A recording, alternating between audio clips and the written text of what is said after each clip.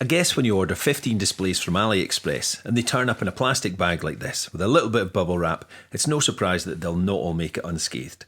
So why buy from AliExpress in the first place? Well, let's face it, you've got to love the prices. But it wasn't just that. I was looking for some nice displays to use with the electronics projects I'm working on, and I came across this, the ST7768. The price was great, and I also liked those curved edges. Who wouldn't? And there was a display I hadn't seen before and couldn't find anywhere else. If I'd known how it was going to be delivered and the time I would have to spend contacting the seller as well as AliExpress customer services team, then I would have probably gone for something else. Imagine the excitement when the displays finally arrived 12 days after I'd ordered them, together with some Arduino Nano clones.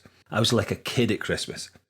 So I soldered the connections on one of the displays, changed the code on the Arduino sketch, uploaded it to the Nano and tested it. Nothing. Except it did highlight the fact that the display was cracked.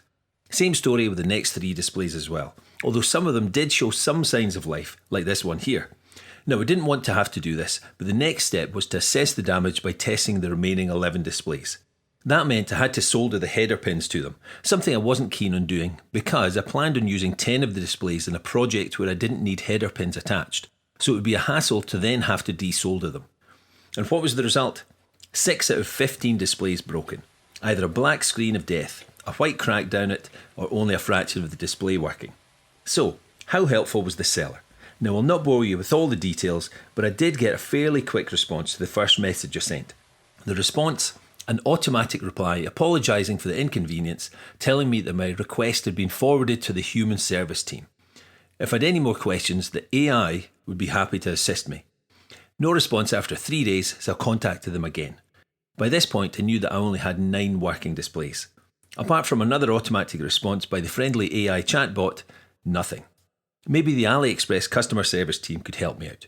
If you have to go down this route yourself, then get prepared. Take some photos of the item in question and maybe a video highlighting the issue. When chatting to a member of the team on my computer, I found out that the chat window didn't allow me to send videos, so I had to upload a video to my Google Drive and share the link. Now hopefully you're realising that it's a bit of a hassle getting your issue sorted out. It was also a bit of a surprise that when I had to contact the customer services team a second time, I had to go through the whole process again. At least this time I was prepared. The reason I contacted them again is that I'd been offered a refund if I sent back the displays, including the 9 working ones. This wasn't going to work. Oh, and here's another fun detail. If you want to send a video to the seller, as I did, in the hope of getting that elusive response, it can't be longer than 1 minute. I sent them this video of me demonstrating the faults with the 6 displays.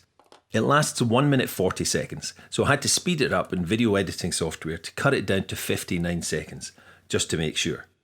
I didn't want to come across as a pain, but I had to contact the customer service team a third time because I had not heard anything more from the seller. After about 10 minutes of back and forth, I was told I'd have to negotiate with the seller if I wanted replacements, but that they would help me escalate the request.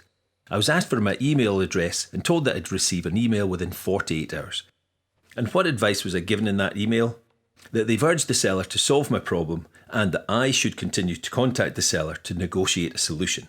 The same elusive seller that left their chatbot to do all the talking for them.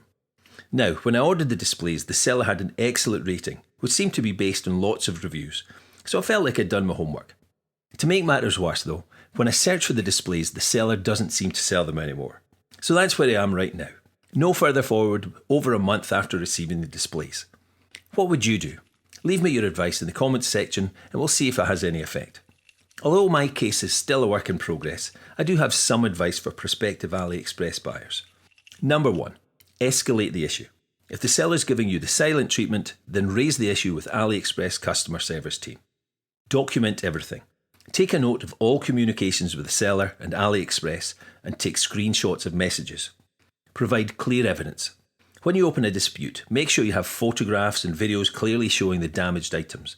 And finally, stay persistent.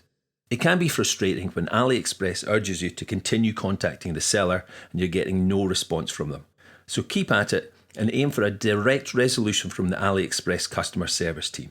And that's exactly what I'm off to do right now. Wish me luck.